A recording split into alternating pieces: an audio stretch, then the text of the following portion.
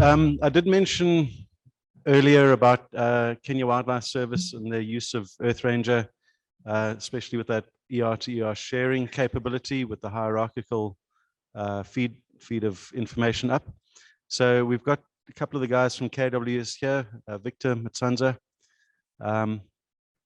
Just you, Victor. And so he'll let us know how KWS is using EarthRanger, in particular ER to ER sharing. Good morning. Habari. Yeah, first of all, let me take this opportunity to appreciate my presence here, courtesy of a very good team that organized this, Bruce, Jess, and entire family. It's been a journey that we've walked together all through, and it hasn't been that easy, but it's been a very nice learning process.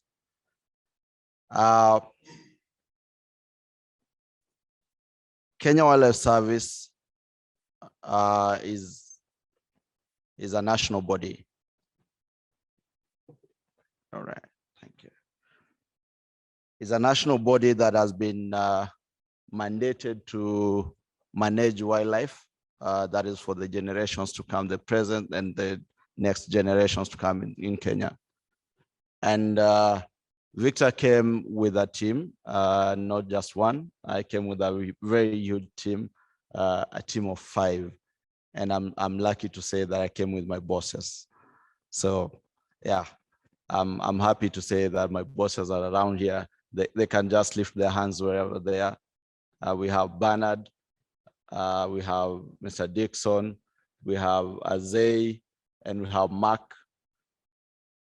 And Mark, I'll mention him a bit, is more into canine. So again, EarthRanger is forming a very good platform for canine. I've seen most of the presenters, they mention something on canine. And it's a room for us to learn as well. How are we going to integrate that in conservation and managing our wildlife? Before I go to the presentation, I'll say KWS main mission was or is to sustainably manage Kenya's wildlife and its habitats for nature and humanity. And it's a privilege that we're being given across the world. Because if you remember, the first assignment man was given was conservation. When God created the world, he created animals, he created man, and he told man, you're going to take care of animals and everything around the world and on the earth. So we are lucky to be here because God created us to do this and to be voice to the voiceless, wildlife and conservation. So let's appreciate all these efforts that we're putting in together. KWS covers approximately 8% of total land mass in Kenya. So it's a huge, huge coverage with a number of, we have national parks ranging to 23 national parks, 28 national reserves, 6 marine national parks, 4 marine parks, 4 national sanctuaries, and many more. And we are privileged again to work with many institutions. Part of the KWS key mandate and strategic pillars is conservation being the key, collaboration and partnership. So we are here in this conference as partners, as friends, and as family. So we are all in line with our strategic plan, which gives us all this room to conserve and form collaboration and partnership. So we're expecting that by the end of this conference, we'll be in a position of saying that we created more new partners, new friends, and going forward, we benchmark across each other and get lessons from one another.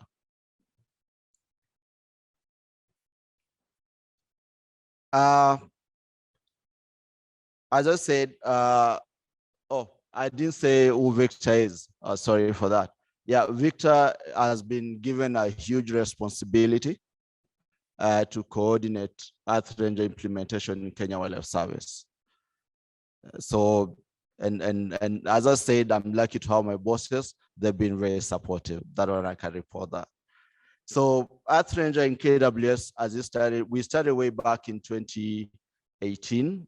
We did the introduction. I remember Jess, Dennis, we spent most of the time together trying to figure out what are we going to do? How do we then manage all these things together? So it's been a journey, and KWS adopted EarthRanger as one of the management tools. So it's been taken in as a management tool, and that's why I was given the responsibility to do the implementation across the country. And as I mentioned about it being a national tool, you find that right now we have a lot of things that we can talk about in terms of implementation.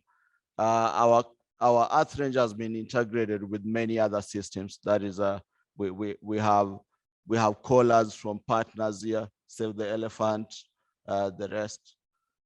We have a good team in terms of collaboration. We've been having a good team that we've been working together. 51 Degrees has been very integral as well, as a very big partner in terms of implementation, trainings, setup of command centers, and a lot support that we've been getting from 51 Degrees and NRT and other partners. Yeah, you can have a look at those. Those are some of the partners that we've been working with, and there are many more that we're still encouraging to come on board, because this is our journey. Let's work together. And I always use one word: we win together. And Jess knows that more. Yeah, we keep on winning. So when you look at that map, you realize that that's a map of Kenya. And how we've been structuring our EarthRanger is, as I said, we are covering approximately 8% of the national landmass. So KWS has been segmented into conservation areas and regions. We have 8 conservation areas, and under each conservation area, you find we've got different national parks in each conservation area. So it becomes very interesting to see how we implement EarthRanger across. So what we've done is we've set up command centers, regional command centers, which coordinate each region. That means each region are able to access their own data, manage their own resources, know when to relocate or when to reallocate or when to move into whatever situation that they have there. So it's been a very interesting one. And all these feeds in the national command center, which now coordinates other command centers. So it's been a very interesting thing. And as you look down there, we have the conservation areas have been mentioned. We have Meru, we have Nakuru, and many more. And all this hasn't been that easy because we've been working together with other donors. That is INL, we have NRT, EU through NRT, we have WWF as well coming on board. So as part of collaboration, it's been a very interesting journey together. And as a national body, a question that came in was, how are we going to work together with other partners? How are we going to bring all like-minded people together in terms of conservation?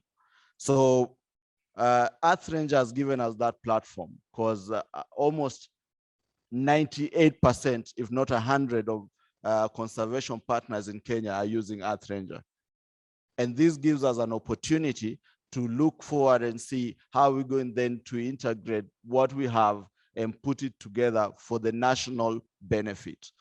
KWS has been mandated to do that because they're looking, taking care of other animals and wildlife conservation issues for the sake of the entire population. That's the Kenyan population. So when you get all other partners using EarthRanger, you find it makes it more easier to speak on the same page and think from the same page as well. That means whatever that other institutions are doing, other partners are doing, will be able to trickle to the national level. And that can be done and is actually is being done through ER to ER integration.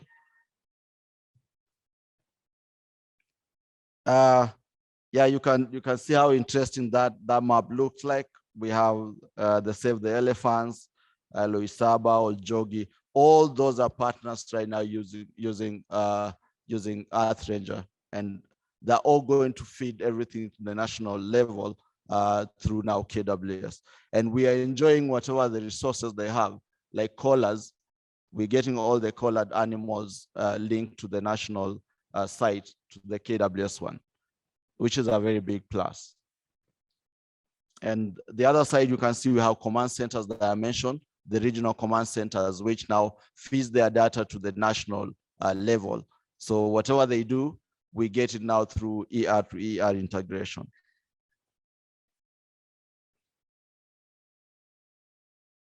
So that shows the data sharing that I've just mentioned, the ER to ER integration, and you can see we have the KWS command center that is from the Central Rift. We have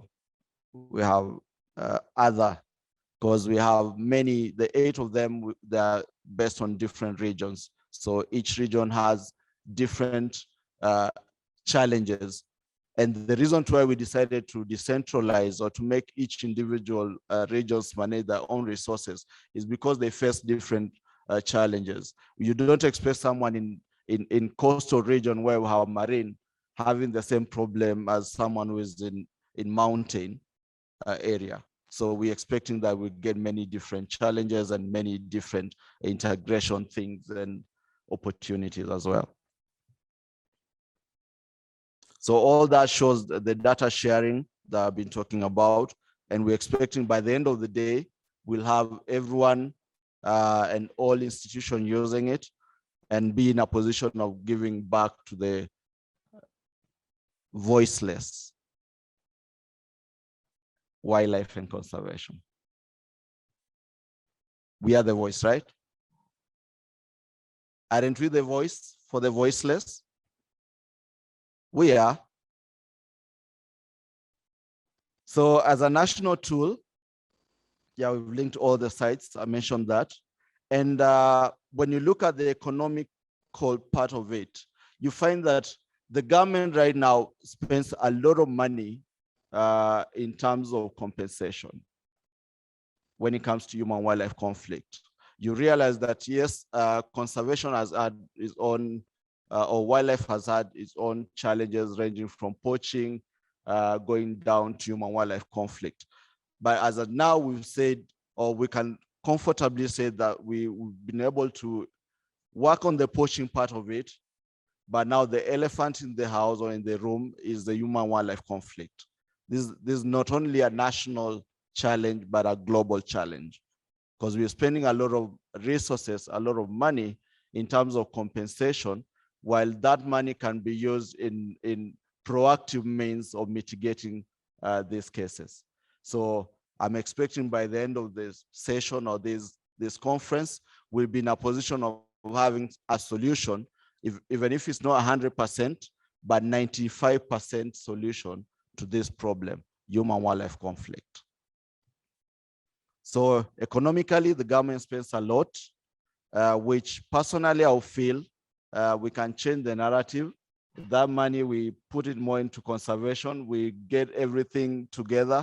We use more technology in combating this. And the EarthRanger system has enabled our managers across all regions to be more proactive. and knowing when to allocate resources, why to allocate it, where, and how. So we're expecting that, yes, as we do this, we are getting more lessons and getting more value of what we do. I know we have many partners who've been investing heavily in conservation as well. So we're expecting that by the end of the day, when we sit on the table, we say, yeah, our efforts have been appreciated, we can see the results.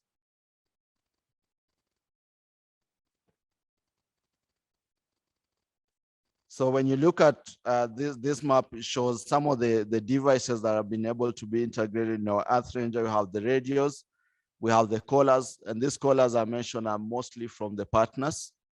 And yeah, these assist managers to become more proactive in terms of tracking. You can track movement of animals and as well know which areas are your hotspot areas so that you know what to allocate at those points. And some of the measures that we can use and which the ER gives us an opportunity on is things to do with geofences, geofence alert, immobility alert, as I know that has been mentioned by the speakers that mentioned something on geofence and alerts. This gives us an early warning because the way we've set the alerts, before it happens, it sends an early warning some kilometers before it reaches the boundary. And we're expecting that going forward now to mitigate, especially human-wildlife conflict, we can decide and geofence even the villages which are more prone on these cases, so that before these animals goes out there, they can be, proactively controlled. And this can only happen when it comes to, collars, because a geofence can only work when there's a collar that triggers it. So that's something that I have to mention too.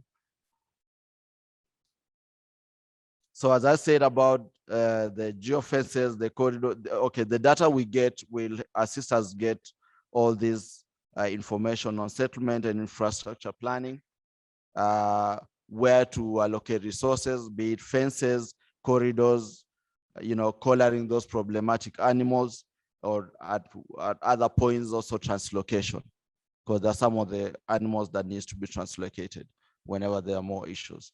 I just mentioned these are a bit of data on the amount of money that is being spent in terms of a human-wildlife conflict compensation. And at some point, Harold will mention something on it when we'll be talking more on Tableau, which we are using to analyze data. Because for you to know which resources to be used, you must analyze data, because you can have data that won't have any value to you. So data, when it's not analyzed, is useless. But we use now Tableau to analyze the data that we have, so we know where to allocate our resources. These are just trends on the impact of human-wildlife conflict, especially in Kenya. And you can see it's been even pushed to the species, and those are the top 5 species. You can see we have lions, elephants, we have buffaloes. And this one shows, this is analysis that came from Tableau. You can see how it's been distributed. And I think I can comfortably welcome Harold to speak a bit on, just to mention something on it for the benefit of time way before. And then I'll mention something to do with way forward, of which Bernard, if allowed, Bruce, allow me before we end, I'll call my boss Bernard as well to speak something on way forward, because we would like by the end of the day, we have all these collective ideas together. Okay, so Harold, just briefly, and then I'll mention something as I welcome Bernard. Good morning, everyone. My name is Harold Getenga. I work with 51 Degrees. My purpose here is just to emphasize on some bit of the Tableau dashboards that you have been working together with Val with EarthRanger and KWS to get up and running. So as he has mentioned, we do some bit of analysis on Tableau as a reporting tool of choice for the EarthRanger. We did a simple template where you have a bit of your filters at the top there, and then the main body has the visualization of what you want to analyze or to present to the end user or the consumer of the report. We did a broad categorization of the different HWC reports that are going into EarthRanger for KWS, and there are 5 in number. So here you can see it is HWC by type, and the topmost one is crop damage. And as Victor had already shown you this, elephants are leading way ahead than the other animals. But yeah, that's the idea, is to do a brief presentation on what data has already been input into EarthRanger, and to have an overview of what kind of reports we can get from that. From there, you can see a presentation on which is probably useful for the senior management, because it gives them an overview of all the different HWC categories and what's going on in each conservation area. As Victor has already mentioned, they have 8 conservation areas, and you can see at the center you have the map with the different map with a shapefile that has been added that shows out the boundaries of the different areas, and categorize and a brief breakdown of what is going on within those conservation areas in terms of HWC. Moving on to the next slide. So this one just drills down specifically to one conservation area, that is the mountain region, and the various numbers that we are seeing on that region, in that region. Next, we see human injury and death. It's a good time to mention about the importance of clean data. Now, when we began, a lot of this data was historical data that was uploaded and pushed into EarthRanger. So on the left visual where you see not specified was because probably data hadn't been captured clearly. But what we are seeing going forward is more and more as the user training is being done and users know how to use EarthRanger, we are seeing more better clean data being input into the system, which can assist in analysis and data and decision making going forward. The other slide that you're seeing was trying to see the economical impact of HWC to the livelihood of the communities where we are working, where KWS has operations in, or where we have protected areas. And we did a national average of the various livestock prices within within Kenya. We have a long way to go in this because the KWS compensation process looks at various other factors, but these were just national averages where we were viewing across cattle, I think donkey, sheep, goats, and so on and so forth, and trying to establish what is the economic impact of HWC. And that shows the power of the tool, because you can then now go this and give it to your partners in terms of donors and funders and say, look, this is the economic impact our communities are facing, and how can you help? Yeah, I'll skip quickly to the last one. This one, we were seeing crop damage by species type. We already saw elephants taking the lead, and that pie chart emphasizes the point. And once again, these were basic average values, like an acre of beans, what is the average output of and what income does the farmer expect. So we are trying to see how we can do that and visualize it using Tableau. So we are trying to work with KWS to see how we can integrate the tool that is already provided by the EarthRanger team in Tableau. And one of the main challenges we have noticed is there's a lot of data preparation needed before you can be able to present, to create your reports. But I'm happy that the EarthRanger team is working on simplifying that process. And I'm sure we are going to hear more on that tomorrow or later today. Yeah, thank you. That's all from my end. Thank you.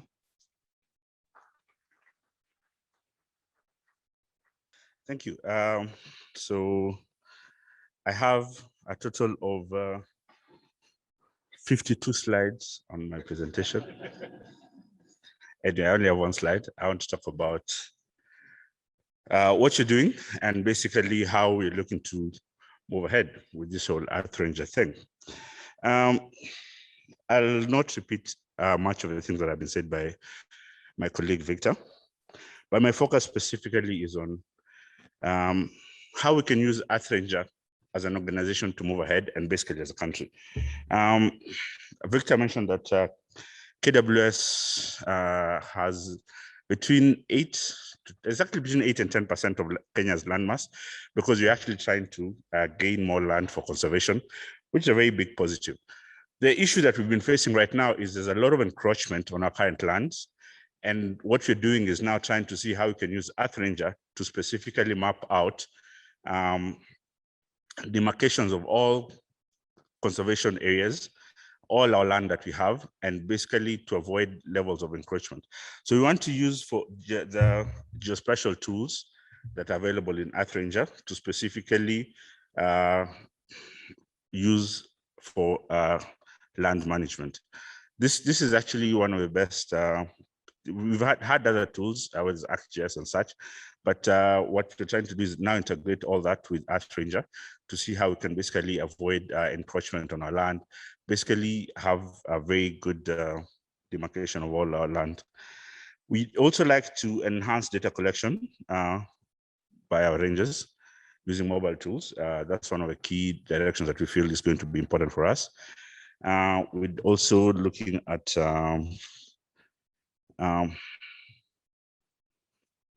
fence management. If I can give you a fun fact, I just discovered this recently. KWS has the largest fence network in the world. I don't know how many of us knew that. Do we know that? In the world? Hello?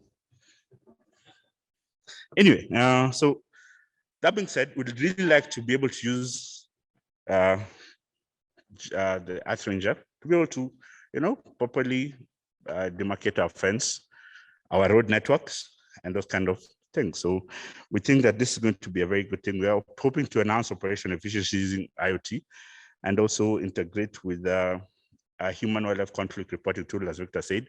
What we're trying to do is have USSD technology that's available across all communities where people can be able to report all these incidents as they happen. One of the biggest challenges we're facing is by the time an incident happens and then action is taken, that gap we actually don't know how long it takes, because an incident could have happened today, but then by the time the warden responds, maybe some time later.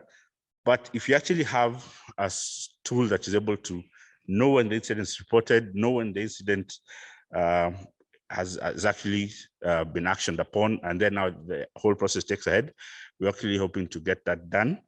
And that is the whole long and short of what we're looking to do moving forward. Thank you so much. The end of my 52 slides is here.